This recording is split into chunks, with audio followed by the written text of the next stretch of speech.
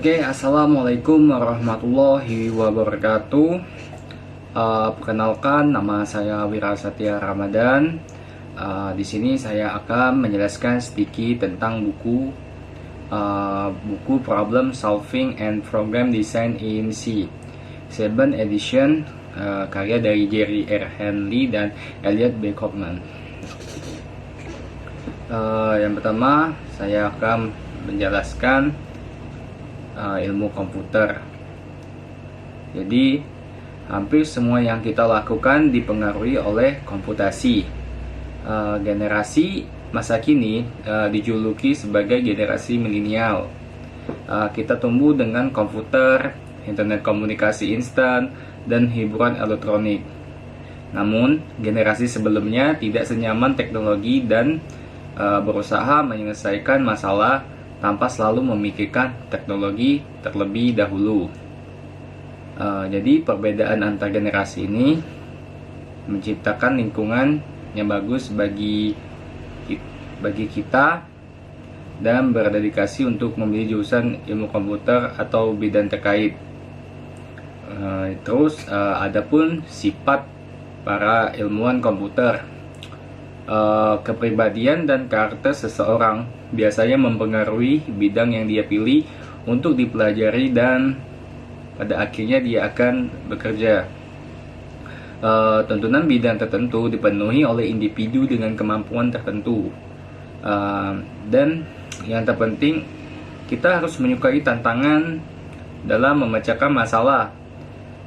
Ilmu komputer lebih tentang menemukan solusi untuk masalah daripada menggunakan perangkat keras komputer ataupun bahasa pemrograman saat ini untuk memecahkan masalah membutuhkan kreativitas dan berpikir luas. Terus agar kita sukses di tempat kerja, kita juga harus memiliki komunikator yang baik, menjelaskan rencana dan solusi dengan baik kepada orang-orang teknis dan non-teknis, dan kita harus menulis dengan jelas dan ringkas di lingkungan bisnis. Terus ada lagi jurusan-jurusan yang ada di dalam komputer. Yang pertama yaitu ada ilmu komputer, yang kedua ada teknik komputer, yang ketiga ada sistem informasi atau yang disebut SI, ada lagi teknologi informasi TI, dan ada rekayasa perangkatan lunak, dan juga jurusan disiplin campuran. Mengenai peluang karir dari komputer, banyak sih peluang karir yang kalau kita memilih belajar komputer. Terutama kita bisa ikut dari perusahaan seseorang ataupun kita bekerja dari rumah bisa. Contohnya kita bisa membuat suatu web, ataupun juga kita membuat web itu seperti tentang berita ataupun semacamnya. Terus saya akan menjelaskan tentang komputer dan pemrograman. Jadi dulu di negara maju pada abad 21 sudah dilakukan adanya komputer yang sesungguhnya, dari poci kopi untuk menyeduh kopi, dia bisa menyala sendiri, dan juga microwave untuk memasak sarapan. Jadi komputer elektronik dulu dan sekarang dalam kehidupan kita sehari-hari kita sering bersentuhan dengan komputer. Beberapa dari kita menggunakan komputer untuk membuat presentasi, dokumen lain, bermain game, dan tabulasi dalam spreadsheet. Terus ada juga sejarah dari komputer. Komputer dibuat pertama kali pada tahun 1930-an di Iowa State University. Tujuan untuk mengajar komputer ini untuk membantu mahasiswa pascasarjana dalam fisika nuklir dengan perhitungan matematis mereka. Komputer awal ini digunakan tabung vakum sebagai komponen elektronik dasarnya. Dengan kemajuan zaman sekarang tidak lagi menggunakan itu. Sekarang ada disebut chip microprocessor. Bentuknya lebih kecil dari perangko, sehingga bisa dipasang di ponsel, jam tangan, GPS, kamera, dan tentu saja komputer. Terus komputer ini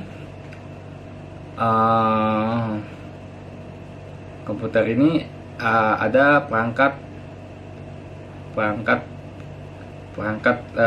komputer. Yang pertama ada perangkat keras, adalah peralatan yang digunakan untuk komputasi yang diperlukan, termasuk unit processing CPU. Jadi contohnya monitor, CPU, keyboard, mouse, printer, dan lain-lain. Sedangkan perangkat lunak itu adalah program yang memungkinkan memecahkan masalah dengan komputer. Jadi ada lagi yaitu byte and bit, yaitu pengelompokan unik yang lebih kecil yang disebut byte. Sesuai bytes adalah jumlah yang diperlukan untuk menyimpan satu karakter. Sedangkan bits itu adalah sebuah byte terkecil itu. Jadi bits itu bawahnya bytes. Ialah didasarkan dengan dua angka 0 dan 1. Jadi bit dua angka 0 dan 1. Jadi bit adalah 0 adalah 1. Umumnya ada 8 bit per byte. Ada lagi yaitu RAM dan ROM. RAM itu adalah memory access check. Jadi RAM itu berfungsi untuk penyimpanan sementara. Jika komputer kita dimatikan, semua yang menyimpan di RAM akan hilang. Berbalik dengan ROM itu adalah penyimpanan permanen. Jadi RAM itu penyimpanan semi permanen dan ROM itu adalah penyimpanan permanen. Terus ada lagi alat untuk penyimpanan yang lain, yaitu ada CD, flash drive, dan disk. Jadi kalau CD ini lebih kecil penyimpannya, sedangkan flash drive itu ukurannya sedang, dan hard drive itu ukurannya besar. Terus ada lagi nama istilah dari kapasitas penyimpanan, yaitu ada bytes, dari mulai terkecil dari bytes, kilobyte, megabyte, gigabyte, dan terabyte.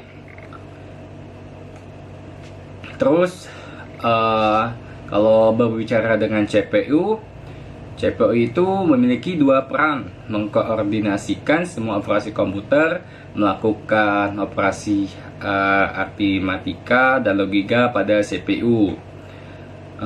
Terus ada lagi perangkat input atau output. Jadi perangkat input itu memasukkan, contohnya ketika kita mengetik sesuatu itu namanya di input dari keyboard, lalu outputnya keluaran dari monitor akan muncul.